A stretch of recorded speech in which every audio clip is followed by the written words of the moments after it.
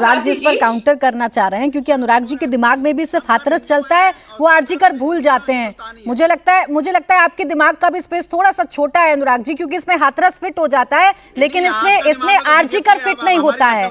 आरजीकर याद नहीं रहता आपको, लॉ कॉलेज याद नहीं रहता आपको, तो इस पर जवाब दे दीजिएगा। पहले नफीस जी को ले आती हूँ चर्चा में, क्योंकि नफीस जी ये कहेंगे कि पश्चिम बंगाल में मुसलमान सबसे ज्यादा परेशान है। अब कैसे अपनी राजनीति सेट करिएगा नफीस जी? या तो सब एक सुर में बैठकर बता रहे हैं कि हिंदुओं के खिलाफ ये सरकार काम करती है, सिर्फ मुस्लिम अपीसमेंट होता है। मैडम देखिए, अजय आलोक जी ने बंगाल इलेक्शन को इतिहास से जोड़ दिया। शायद वो भूल गए कि ये वही बंगाल है जहां पर हिंदू महासभा ने मुस्लिम लीग के साथ मिलकर सरकार बनाई थी, और ये बात बंगाल के लोग भूले नहीं। दूसरी बात, रामनवमी में जितने पथराव के कांड होते हैं, अब ये चीज नहीं दिख रही कि दुर्गा पूजा में जितने भी पंडाल बनते हैं उसमें ममता बनर्जी सपोर्ट भी करती है, पैसा भी करती है, और हमारा पैसा उसमें रहता है, टैक्स पेयर का पैसा, जिसका हम विरोध करते हैं। लेकिन रामनवमी पर ही हमें हमला क्यों होता है? क्योंकि रामनवमी में जितने जुलूस निकलते हैं धारदार हथियार के साथ, और वो मुसलमानों को गाली देते हुए निकलते हैं। और आपके पुरुलिया डिस्ट्रिक्ट में जिस हनुमान आइडल को तोड़ा गया था, जब उसमें गिरफ्तारियां हुई तो उसमें बीजेपी नेता का नाम सामने आया था। तो ये साफ दिखाता है कि बंगाल का हिंदू अच्छा है, लेकिन बीजेपी पार्टी बिल्कुल अच्छी नहीं है। अगर हिंदू को वैसे लोकतंत्र है तो उसका क्रेडिट बीजेपी को नहीं बल्कि देश के हिंदुओं को जाता है। इस पर आप क्यों क्रेडिट लेना चाहते हैं? जहां तक बात हिंदुत्व नेता और बंगाल को काबा बनाने के बाद, देखिए आज बंगाल में 2 फायर ब्रांड हिंदू नेता है, एक ममता बनर्जी, एक योगी आदित्यनाथ है। अगर वाकई में मुसलमानों को बर्बाद करना है तो ममता बनर्जी से बेटर मुसलमानों को कोई बर्बाद नहीं कर सकता है। ममता बनर्जी यहाँ पर स्कूल कॉलेज हॉस्पिटल बनाने की जगह उन पैसों से कभी दुर्गा पूजा पंडाल में पैसा देती है, कभी दुर्गा आंगन मंदिर बनाती है, सिलीगुड़ी में मंदिर बनाती है, 400 करोड़ पंडाल में बांटती है, और हम कहते हैं कि भैया यहाँ स्कूल कॉलेज हॉस्पिटल के हालात बदतर है। मुसलमानों का ड्रॉप आउट रेट बंगाल में सबसे ज्यादा 23% है, 43% मुसलमान जेलों के अंदर बंद है। तो अगर मुसलमानों को बर्बाद करने के लिए बीजेपी को आना, तो बीजेपी की जरूरत ही नहीं है, ममता बनर्जी काफी है। तो बीजेपी की राजनीति का गढ़ तो ममता बनर्जी ने घोट दिया है, और आप योगी मॉडल करके बीजेपी को और मोदी जी को बदनाम कर रहे हैं। मोदी मॉडल का आप बात ही नहीं कर, अब योगी मॉडल की बात करें, मतलब आपने ये तो मान लिया कि अच्छा, मोदी एक बात तो बताएं नफीस जी, अब ये बंटवारा तो खैर आप कर रहे हैं, मुझे एक बात तो बताएं, जब योगी मॉडल में बात होती है इंसाफ की, जब योगी मॉडल में ये बात करते हैं कि अगर कोई दंगा करेगा तो उसको छोड़ेंगे नहीं, योगी मॉडल में जब ये बात करते हैं कि सड़कों पर नमाज नहीं पढ़ी जाएगी, घरों में मस्जिदों में नमाज पढ़ी जाएगी, तो गलत है क्या?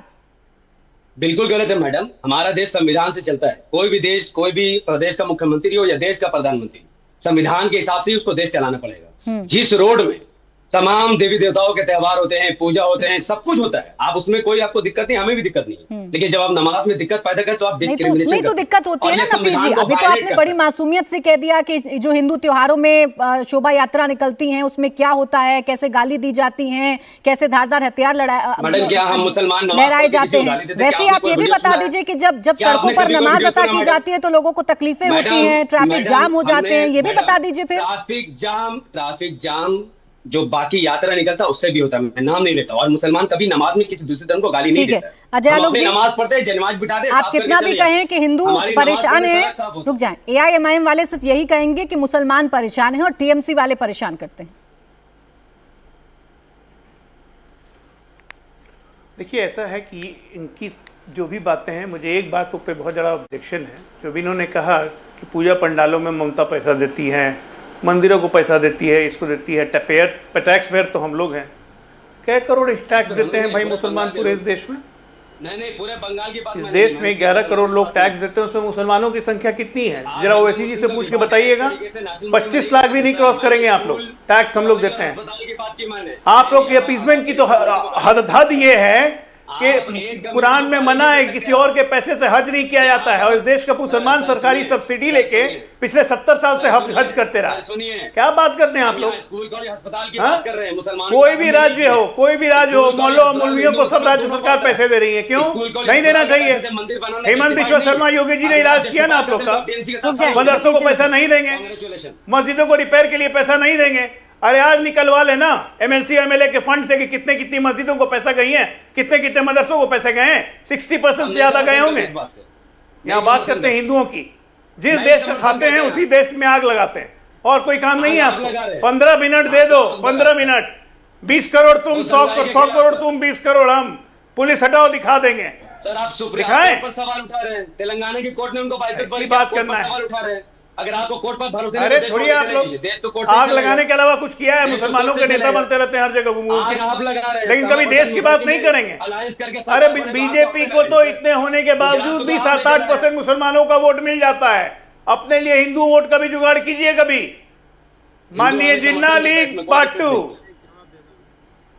क्या सर, क्या और दूसरा बात ये जो बोल रहे थे कि श्यामा प्रसाद मुखर्जी ने सरकार बनाई, वो अविभाजित हिंदुस्तान था जिसमें हिंदू सबसे ज्यादा थे और इसीलिए सरकार बनाई और इसीलिए हिंदू सुरक्षित थे। और जब देश का विभाजन हुआ तो आप जैसे लोगों के कारण बंगाल को क्या देंगे उस पर बात कीजिए। आप जैसे लोगों के कारण डायरेक्ट एक्शन हुआ।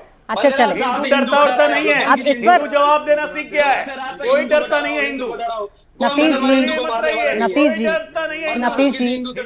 जी, आपको दुर्गा पंडालों में सरकार का पैसा नजर आता है, लेकिन जब यही बजट सरकार जारी करती है और मदरसों के लिए कितना फंड जारी करती है, ये आपको नजर नहीं आता ना। ये आपका दोहरा मापदंड है भाई, ये आपका दोहरा मापदंड है। जब उस बजट में मदरसों के लिए मेंशनिंग होती है, ये आपको नजर नहीं आता नफीस जी, लेकिन आपको नजर आता है दुर्गा पंडालों में सरकार पैसे क्यों देती है।